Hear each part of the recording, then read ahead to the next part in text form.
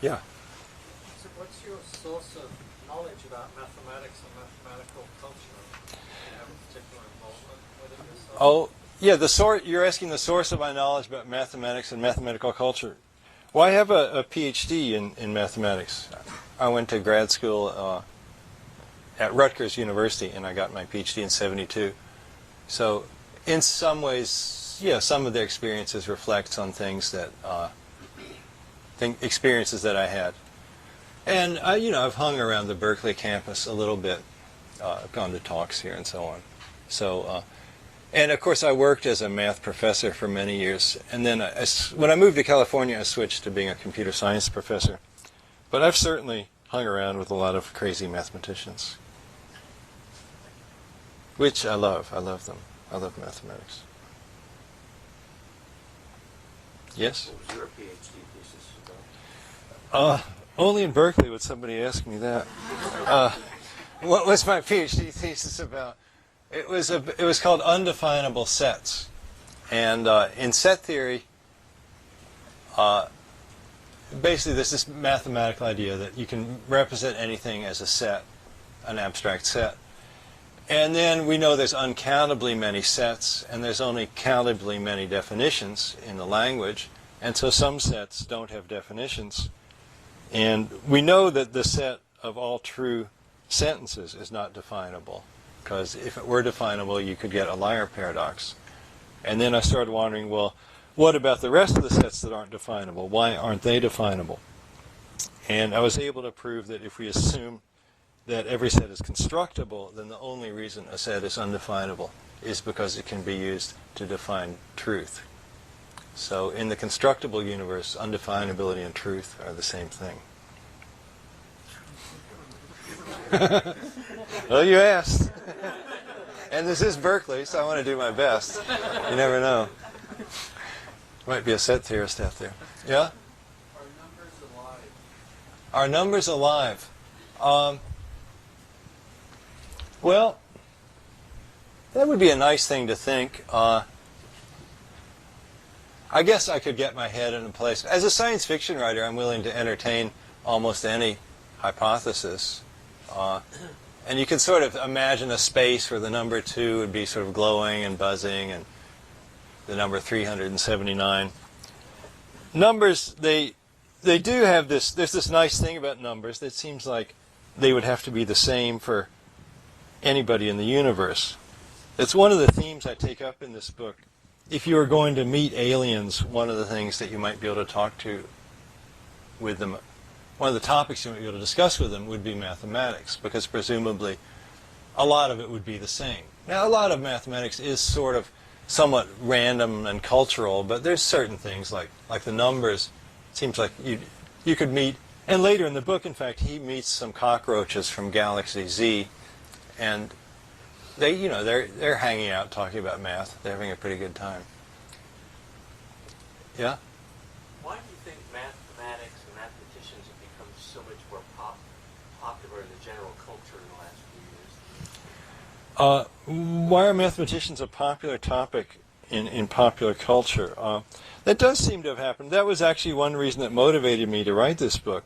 I was thinking, hey, I'm a mathematician. All these people are cashing in on us, and I'm just hanging back writing about other kinds of fields.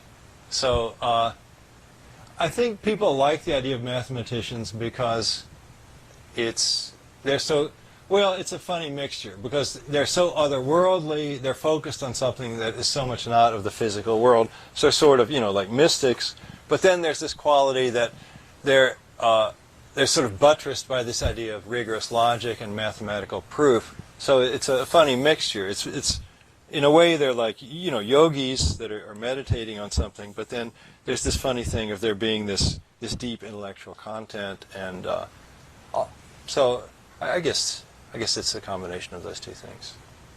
Yeah? Whatever happened to cyberpunk? And, are you friends with William Gibson or Neil Stephenson? Do you guys hang out or correspond? Or whatever happened to cyberpunk? Well, actually, Stevenson I never got to know. Relative to me, he's something of a newbie.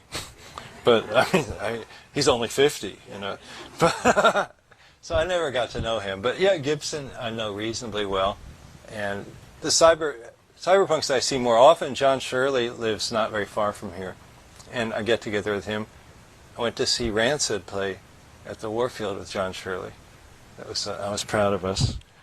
And then Bruce Sterling I see pretty often. In fact, Bruce and I just finished writing a story together about giant ants. It's about string theory and giant ants. And that, so in a way, the one thing that actually got cyberpunk famous, that came out of Berkeley. There used to be a magazine here called Mondo 2000 that was run by some great Berkeley types. And then they sort of popularized the idea of cyberpunk. They put out a book called The User's Guide to the New Edge. And it was sort of the best of the magazine, the best of. And Are You Serious said, well, look, Rudy, you've got to help us do this because you're a logician, and, you know, we need some way to organize this book, and you're the guy who can do this. And so I helped them put it together with Queen Mew. And then it made the cover of Time magazine, and it was a cyberpunk issue of Time magazine. And so that was sort of the high point in terms of fame of cyberpunk. And the cover, it was made here in Berkeley. There's a picture of Heidi Foley on the cover. So that was cool. But and then in a way it kind of drifted over into, had a certain effect on cinema, like Terminator, Blade Runner, Max Headroom. Those are all somewhat cyberpunk movies. And but I mean, in a way it hasn't gone because we're still writing. There was the theme of cyberpunk was usually writing about near future worlds where you had crazed junkies fighting it out with killer robots, which is always a good power chord. But and we still write about that now and then. Actually, I just finished a book called Post Singular where I sort of get back to that theme. That's not exactly the theme in this book. No, there are. I mean, there's also the political element too. Before cyberpunk, science fiction wasn't very political, and then we brought in some left-wing politics, and that's something, as you may have picked up on the little bit I read. That's kind of a theme in this book. They managed to actually bring down the evil president Joe Dokes by giving a really good punk rock concert at the baseball stadium, and it's all logical, rigorously logical. Yeah. If you were at the age of going to grad school, would you have gone to mathematics? And if no, what did you? If I were going to grad school now, would I major in mathematics? I might, yes. I mean, certainly, some people would say, well, computer science is more applicable, but the thing is, computer science, in some ways, it's not as deep a field as mathematics. And I think if you learn mathematics first, you can pretty much handle anything that computer science is going to throw at you. Though a lot of mathematicians end up drawn into computer science in one way or another, as I too was, because that's where the money is, or at least it used to be. or maybe if I was going to college now, I'd major in chemical engineering. That's like a really interesting subject. Materials. I think we've only scratched the surface of what we can do with materials. When I went to college, I wanted to major in English. My father didn't want me to do that. He said, "You can read books, Rudy. You can read all those novels, but maybe I could have learned more about literature by majoring in English." But as it was, I was happy to major in mathematics. Yeah. What's your take on the use of computers as a method to do proofs? Okay, what about proving theorems with computers? It hasn't worked very well. I mean, it's a nice idea. What happens so often with artificial intelligence programs is we find out that you can do, like, the easy examples aren't so bad, but then the runtime of a more difficult kind of proof, the search space that you have to go through gets intractably large. So I think still to this day the biggest success of computer theorem proving was they used a computer to check a proof of the four-color conjecture, simply because it had an overwhelmingly large number of cases. But we still are not seeing computers do things like prove Fermat's last theorem. And my guess is that, I don't know, it's hard to say. I mean, maybe someday they will prove some good stuff. After all, I mean, computers have gotten to the point where they can play chess as well as many grandmasters.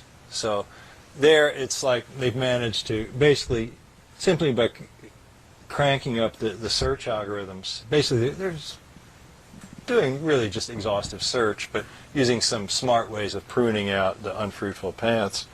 And in a way, proving a theorem is a little bit like that. You're starting here and you want to get to this theorem and you want to find the path that leads there. And in some sense, you're going to look at all possible paths. But so far, it seems like, well, mathematics, it's a much more complicated universe than a chessboard.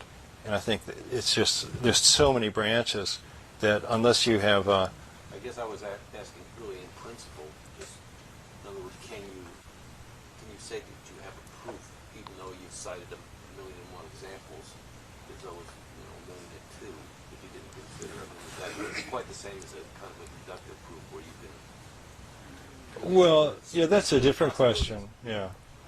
Well, so that's a question of whether if you have statistical evidence, you've looked at a lot of cases, whether you could say something that was proved. Well, as a mathematician, I wouldn't be comfortable saying that, but I mean, but you know something. I mean, I'm happy if you say we've proved that it looks like it's, whatever percent probably true. Yeah? I found myself wondering specifically whether in our world we've discovered that a computer simulation of water splashing and the shape of an orchid is surprisingly similar. And then more in general, whether the speculations in this book tend to take off from things from actual chaos theory and math, or whether they're more like, let's say that case, whether that was from the get-go quite a fancy on your part. Well, it's sort of based on this idea. It's a sort of, so you're sort of asking about the idea of the universal dynamics idea. Is that like a real mathematical notion, or is that sort of a made-up notion? And there is something that happens kind of repeatedly in mathematics. It sort of happened with catastrophe theory and chaos theory and complexity theory, where mathematicians will begin to notice that diverse systems are in some ways similar to each other. And then what I did in this book, I said, well, suppose that it really worked. Okay, usually these things, they work up to a point. I mean, it's metaphorical. They'll say like a certain folded shape is like the butterfly catastrophe. It's a little bit like a dog that switches from barking to running away. I mean, they'll find these analogies. But what if we had somebody that had things that were actually totally correct? Like what actually happens next in this? Roland Oot has a model of frost on a window pane, and it turns out that's an exact model for the precincts casting their votes in this campaign that's coming up. And then his prediction leaks out beforehand, and so then someone goes and burns down a polling place where the Common Ground would have gotten a lot of votes and manages to tip the election. But But it would be interesting. So that's the sort of flight of fancy in here, that there could be a world where you could actually get these precise things. Because, as I say, so far, and I think it always turns out to just be metaphorical. Or even Stephen Wolfram's New Kind of Science. It's the same kind of thing. We get these models, these cellular automata models, that look a lot like physical processes. But then, people that don't like him will say, well, can you actually predict what's going to happen? And then, well, no, but I can show you how to think about it in an interesting way. But here I thought it would be cool if we had people to start predicting stuff. And I don't think that's actually possible in our universe for actually reasons that I discuss a little bit in the book. They're kind of computation theoretic reasons that most processes in the world, like the weather, you simply can't predict because there's no shortcut. The world has to kind of grind it through. But in this book, that's why I started in a parallel world, actually. So it will be possible to have a world where you can make predictions. And I did call them, I think, docile worlds as opposed to fierce worlds like the one we actually live in. Yeah. Can you make any comparison for us between what it's like to do mathematics and what it's like to write a book? Well, for me, writing a book is easier than writing mathematics because you can write mathematics and then you've got a 100-page proof and then you find a mistake in it and you sort of don't have anything. And well, computer programming is like that too, but not quite as badly because with a computer program, unless it freezes up, you'll usually see something. You know, you'll get some kind of behavior, and then you say, "Oh, well, that's cool. I like that." You know, but that's not a bug; it's a feature. But mathematics is a very harsh mistress. It's and in a book, if you misspell a word, like the book doesn't disappear. You know, it's like, oh, well, we have to pulp this. You know, and even if there's a logical error in it, people will, oh well, you know. So it's certainly a less stern taskmaster. And also, for me, I'm more cut out to be a novelist than a mathematician because I like to be able to put in emotional aspects of my own life, which you can't really do except very indirectly in mathematics. Yeah? You had a question? You? Uh-huh. In your book, Narwhal, was it Narwhal? Uh-huh. You had human cyborg or synthetic jellyfish. Uh-huh. Developed expandia or something. Uh-huh. Were you actually tracking material scientists? That was non-fascination. Okay, so this is Because later I read that there were these, the French were controlling Corsica, the beaches in Corsica, and they claimed that there were jellyfish out there, since they were able to do anything to us. okay. We have a jellyfish question from Queen Mew. I'm thrilled to see you here, by the way. So whether I once wrote a story with Bruce Sterling about giant jellyfish. I like putting invertebrates into my novels. Like a dog, it's like you have this commonality with a dog. You're vertebrates, you know, you can relate to them. But if you get something like an insect or an invertebrate, and actually in this book, I guess maybe I'm not giving away too much. If they discover that God is a jellyfish, they actually go to this higher plane, and there's this jellyfish that turns out she's doing repeated drafts of our universe. So that's why there's actually several universes.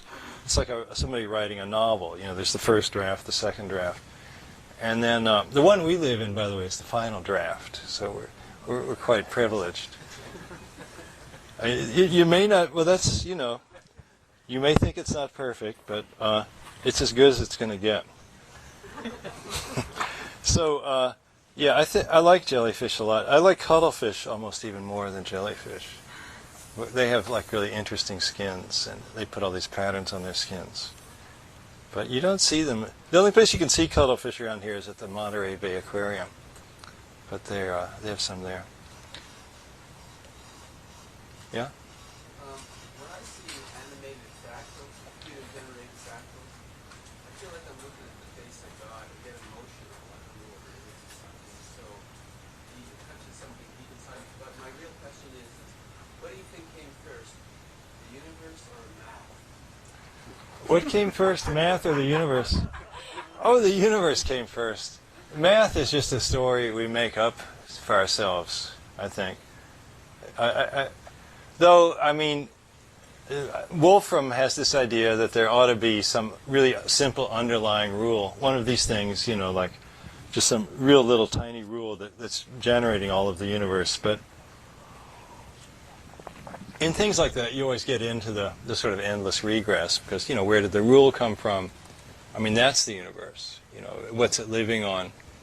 So the fact that anything at all exists, that's always, well, that's the miracle that you know is around us all the time.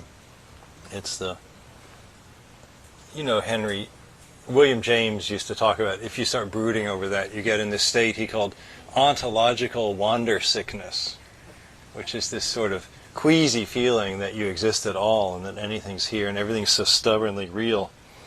And that stuff, you can know about that before you know about math. I think that stuff comes before math. Math is more like the story we make up. It's like the tribal chant, or we're like the New Guineans making spirit boards, and math is our spirit board. But the wonder is there first.